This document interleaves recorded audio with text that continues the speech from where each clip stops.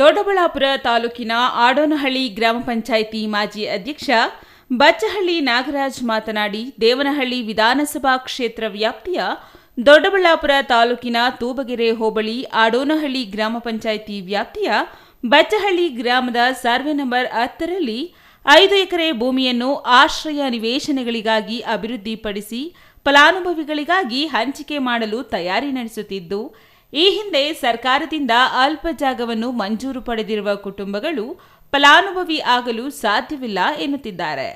ಆದರೆ 16 ಎಕರೆ ಭೂಮಿ ಹೊಂದಿರುವ ಆರ್ಥಿಕವಾಗಿ ಸಬಲರಾಗಿರುವ ಹಲವು ಕುಟುಂಬಗಳಿಗೆ ನಿವೇಶನ ಕಲ್ಪಿಸಲು ಮುಂದಾಗಿರುವುದು ವಿಷಾದನೀಯ ಸಂಗತಿಯಾಗಿದೆ ಎಂದರು.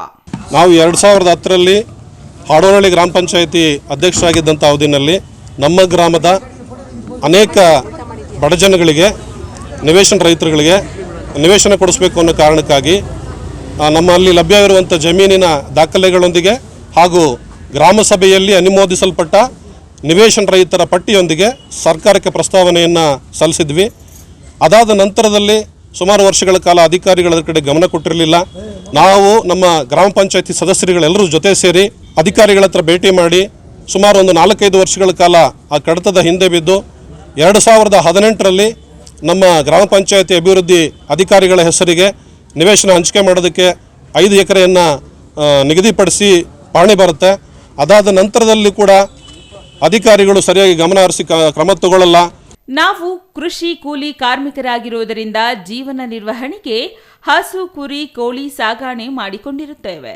ಈಗ ಗುರುತಿಸಿ ನೀಡಿರುವ ನಿವೇಶನಗಳು 20ಕ್ಕೆ 30 ಅಳತೆಯದ್ದಾಗಿದ್ದು, ಈ ಅಳತೆಯಲ್ಲಿ ನಾವು ಮನೆ ಹೇಗೆ ಕಟ್ಟಿಕೊಳ್ಳಬೇಕು, ಕೊಟ್ಟಿಗೆಯನ್ನು ಎಲ್ಲಿ ಕಟ್ಟಿಕೊಳ್ಳಬೇಕು, 20-30 ಅಳತೆಯ ಬದಲಾಗಿ 20/60 ಅಳತೆ ನಿವೇಶನಗಳನ್ನು ಹಂಚಿಕೆ ಮಾಡಬೇಕೆಂದು ತಿಳಿಸಿದರು.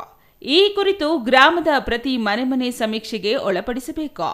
ಪ್ರತಿ ಕುಟುಂಬದ ಸಾಮಾಜಿಕ ಮತ್ತು ಆರ್ಥಿಕ ಸ್ಥಿತಿಯನ್ನು ತಿಳಿದುಕೊಂಡು ನೈಜ ಫಲಾನುಭವಿಗಳನ್ನು ಗುರುತಿಸಿ ನಿವೇಶನ ಹಂಚಿಕೆ ಮಾಡಬೇಕು ಎಂದು ಕಾರ್ಯನಿರ್ವಾಹಕ ಅಧಿಕಾರಿಗಳಿಗೆ ಮನವಿ ಮಾಡಿದರು.